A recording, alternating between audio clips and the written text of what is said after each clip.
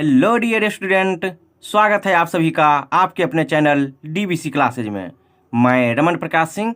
आज हम डिस्कस करने वाले हैं एक्सरसाइज 6.5 का क्वेश्चन नंबर 10। तो एक्सरसाइज 6.5 का क्वेश्चन नंबर 10 ये रहा आपके सामने।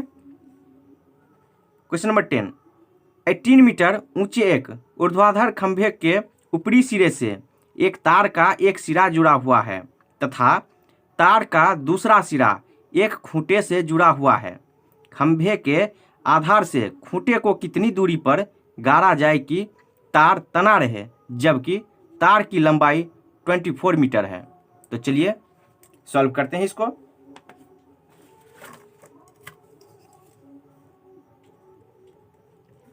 क्या करा है देखिए, 18 मीटर ऊंचे एक ऊर्ध्वाधर खंभे। तो खंभा जो ये मेरा ऐसे है, चलिए ये रहा मेरा खंभा।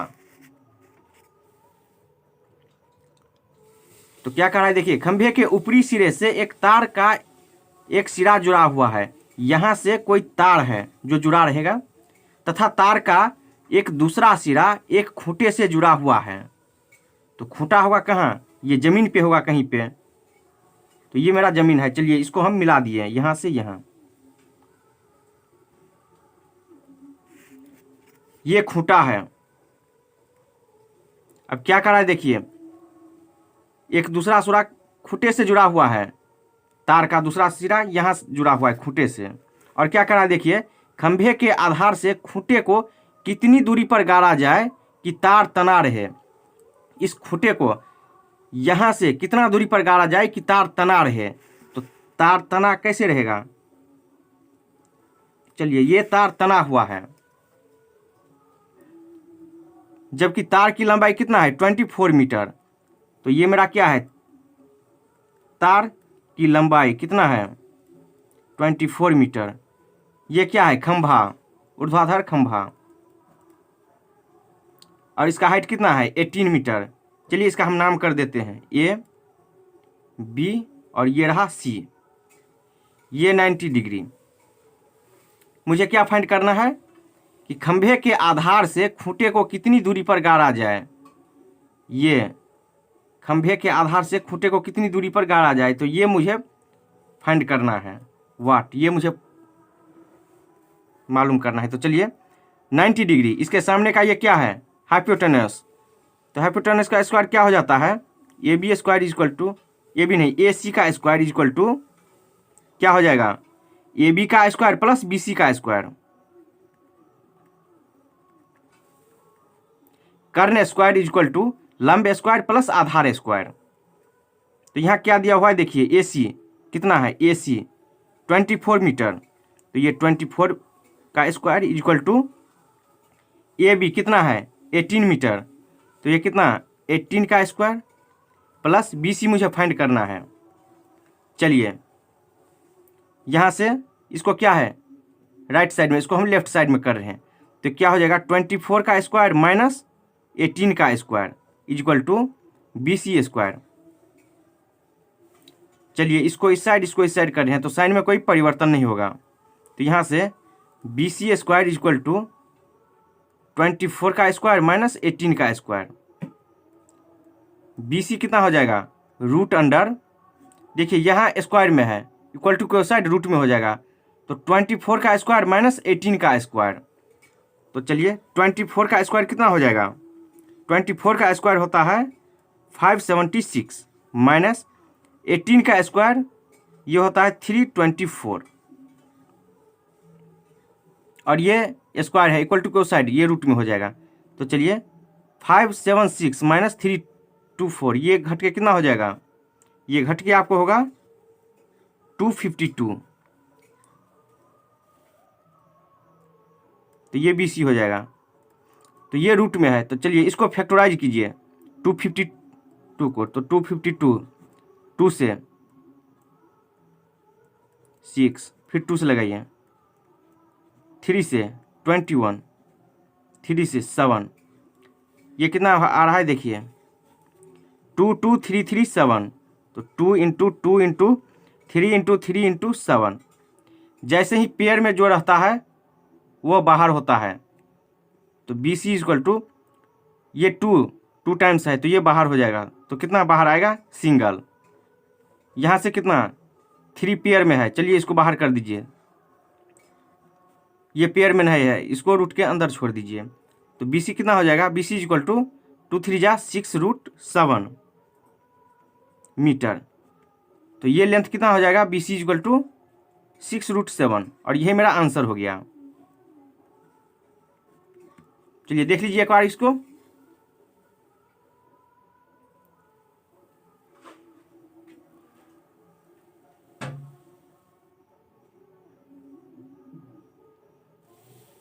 तो यहाँ आप लिख सकते हैं पाइथागोरस थ्योरम से।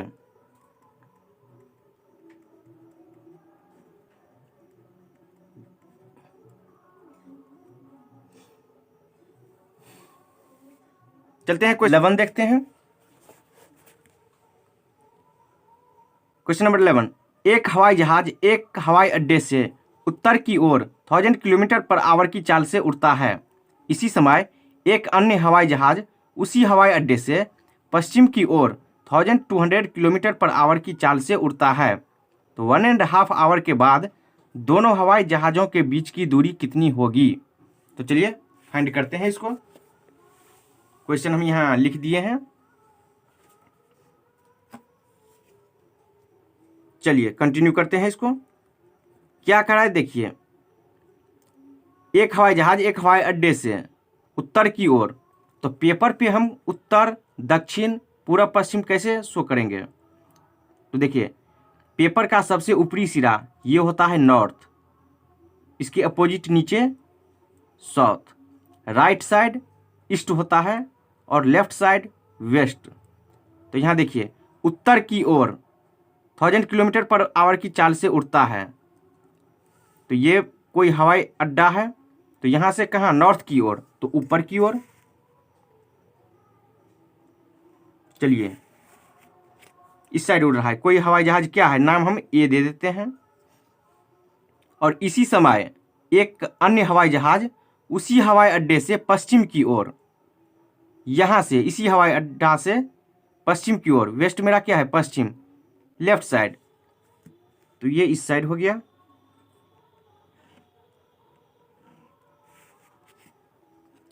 चलिए ये कोई हवाई जहाज क्या है? बी। अब क्या कर रहा है देखिए, पश्चिम की ओर 1200 किलोमीटर की आवर से उड़ता है। अब यहाँ क्या है? 1.5 आवर के बाद दोनों हवाई जहाज़ों के बीच की दूरी कितनी होगी? यहाँ और यहाँ, जब ये हवाई जहाज बी और ये ए 1.5 आवर के बाद कहीं ना कहीं होगा, मान लेते हैं यहाँ है, तो इसके बीच की दूरी कितना होगा ये मुझे फाइंड करना है। ये डिस्टेंस मुझे फाइंड करना है। अभी दिया क्या हुआ है? किलोमीटर पर आवर में, यानी स्पीड दिया हुआ है। हम इसको कन्वर्ट करेंगे डिस्टेंस में, तब ये मेरा डिस्टेंस आ जाएगा और तब जो ये निकलेगा वो डिस्टेंस में आएगा। तो जो दिया हुआ है हम लिख देते हैं। ये मान लेते हैं कोई पॉइंट ओ है। तो हवाई जहाज चूंकि दिया है, हवाई जहाज ए की चाल इक्वल टू कितना? 1000 किलोमीटर पर आवर, तथा हवाई जहाज बी की चाल equal to 1200 kilometre per hour. तो मुझे फाइंड क्या करना है? मुझे ए बी फाइंड करना है। A B equal to what? और ए बी क्या है?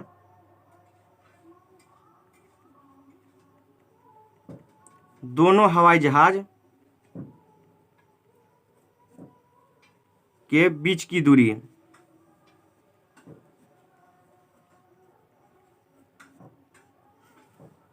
तो चलिए अब हवाई जहाज ए के बारे में बात करेंगे।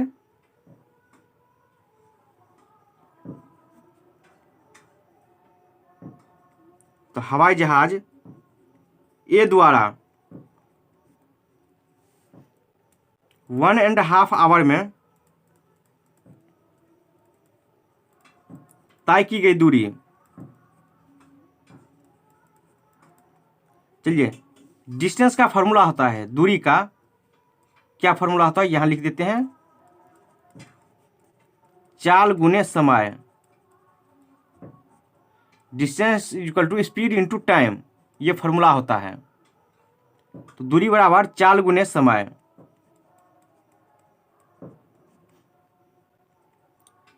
तो यहाँ से चाल स्पीड कितना है 1000 किलोमीटर पर आवर, तो 1000 इंटू टाइम, यहाँ क्या है देखिए 1.5, इसको हम कैसे लिख सकते हैं, देखिए 1.5 को हम कैसे लिख सकते हैं, देखिए ये क्या है, ये मेरा न्यूमरेटर है और ये डिनोमिनेटर, तो इसको हम कैसे लिखेंगे, ये 1.5 है तो सबसे पहले हम 1 को 2 से मल्टीप्लाई करेंगे। चलिए कर दिए, 2 को 1 से मल्टीप्लाई और जितना आएगा उसमें ऐड करेंगे ये ऊपर वाला। क्या मतलब देखिए 2 1 जा 2 प्लस 1 कितना हो जाएगा 3/2, यानी 2 1 जा 2, ये टोटल हो गया, टोटल प्लस 1 ऐड करना है 3, और जो डिवाइड में है वो लिख देना है, तो ये हो जाएगा 3/2, 500 टाइम्स में कैंसिल, तो 500 इंटू 3 कितना हो जाएगा 1500, ये क्या हो जाएगा किलोमीटर। चलिए अब हवाई जहाज बी द्वारा 1.5 आवर में तय की गई दूरी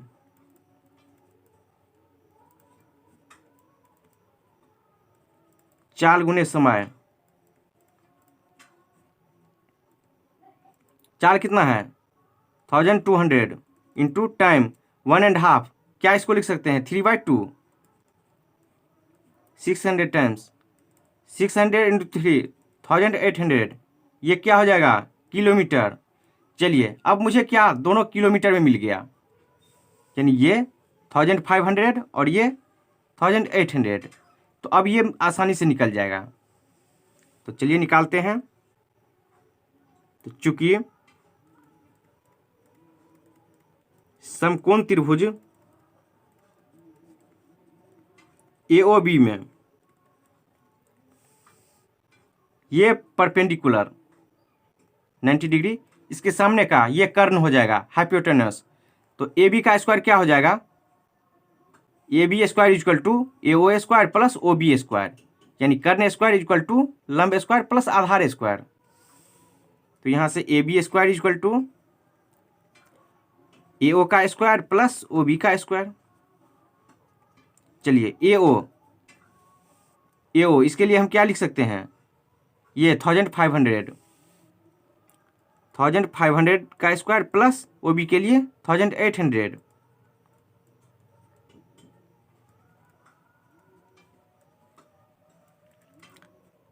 चलिए 1500 का स्क्वायर प्लस इतना का स्क्वायर, इसका स्क्वायर कितना हो जाएगा 15 इंटू 15 225 और 20, तो ये हो जाएगा 40, 20 का स्क्वायर 40 प्लस 18 इंटू 18, ये होता है 324 और 20 का स्क्वायर, तो यहाँ 40 आ जाएगा। चलिए AB स्क्वायर इक्वल टू, अब इसको ऐड करना है, ऐड करिए कितना होता है 225 प्लस 324 54940। यहाँ से AB देखिए, जैसे ही AB हम लिखेंगे तो स्क्वायर इक्वल टू के उस साइड रूट में हो जाता है, तो ये हो जाएगा √54,940। चलिए इसको फैक्टराइज कीजिए, 3 से लगेगा, 3 1 जा 3 2, 3 8 जा 24, 3 3 जा 9, 3 6 1। चलिए इसको हम क्या लिख सकते हैं, AB equal to 3 into 3 into 6 1 into 40 है, इसको 100 इंटू 100 लिख सकते हैं।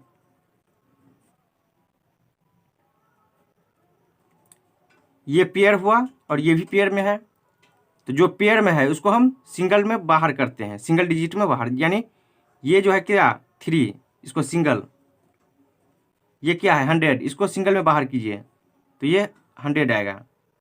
अब रूट के अंदर क्या 61 रहेगा, क्योंकि इसका पेयर तो है नहीं। तो A B equal to 100 into 3 कितना हो जाएगा 300 रूट 61, और यही मुझे फाइंड करना था, ये किलोमीटर।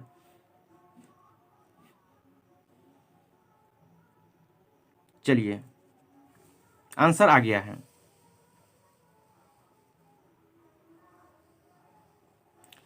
देखिए यहाँ पे कन्फ्यूजन नहीं होना चाहिए। ये दिया हुआ था क्या स्पीड में 1000 किलोमीटर पर आवर, और ये था क्या 1200 किलोमीटर पर आवर।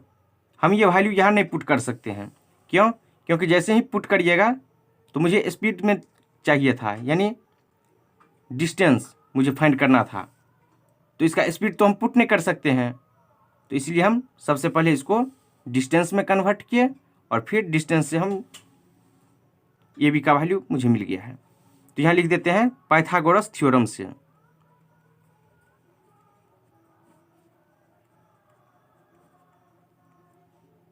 चलिए क्वेश्चन नंबर 11 कंप्लीट हो गया। चलते हैं क्वेश्चन नंबर 12 पे। क्वेश्चन नंबर 12 देखिए, ये रहा क्वेश्चन नंबर 12।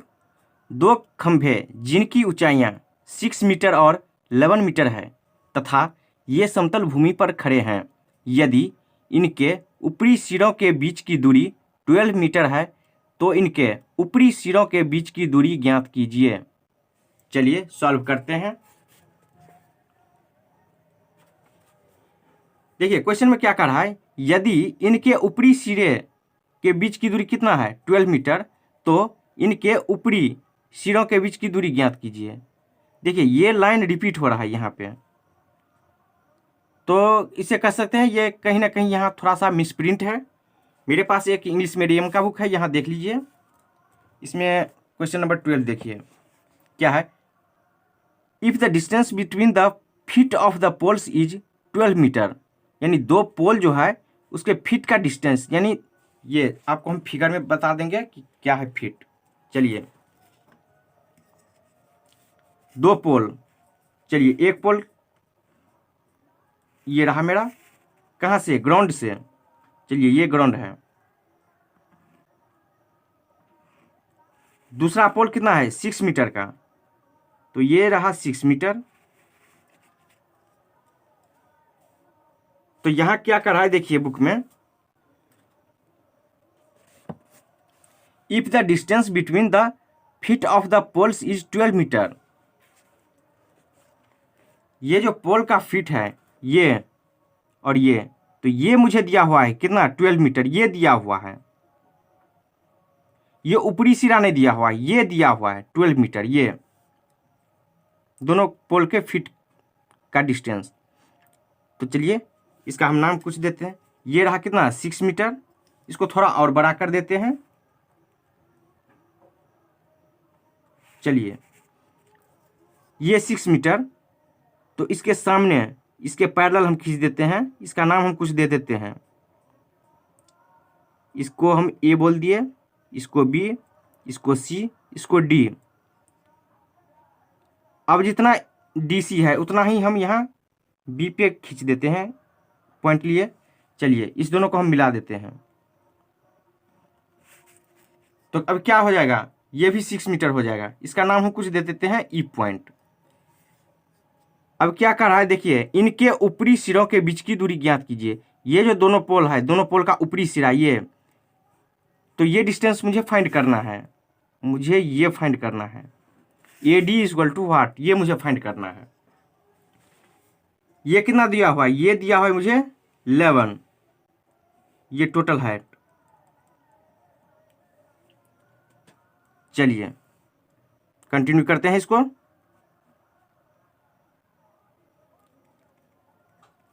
दिया हुआ है क्या, दो खंभों की ऊंचाइयां क्रमशः कितना 6 मीटर और 11 मीटर है। चलिए अब इसको कंटिन्यू करते हैं। चूंकि यहाँ से ए बी कितना है मुझे 11 मीटर तथा सी डी कितना है 6 मीटर। चलिए यहाँ से देखिए, अगर सी डी कितना है 12, चलिए लिख देते हैं।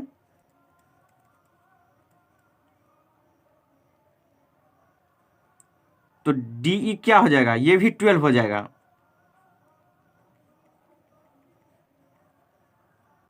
चलिए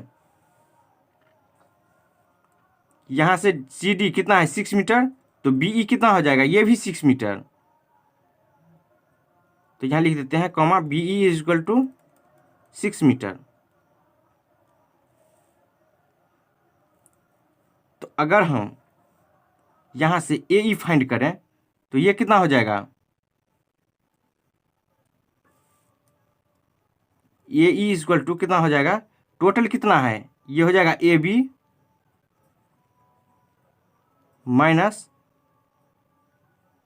बी ई। तो ए ई कितना हो जाएगा यहाँ से, तो देखिए ए बी टोटल कितना है 11 माइनस बी ई कितना हो जाएगा 6। तो यहाँ से ए इज इक्वल टू क्या आ गया 5 मीटर। चलिए ये ए मुझे 5 आ गया है, ये 12, तो ये भी 12 होगा।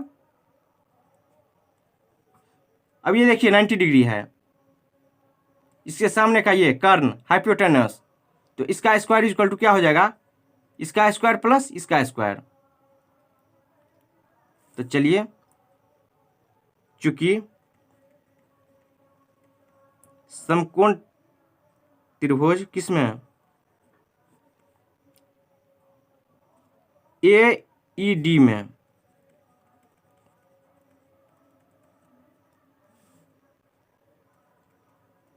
पाइथागोरस थ्योरम से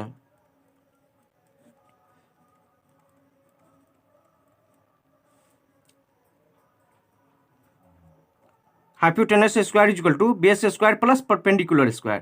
तो A D square is equal to A E square plus E D square.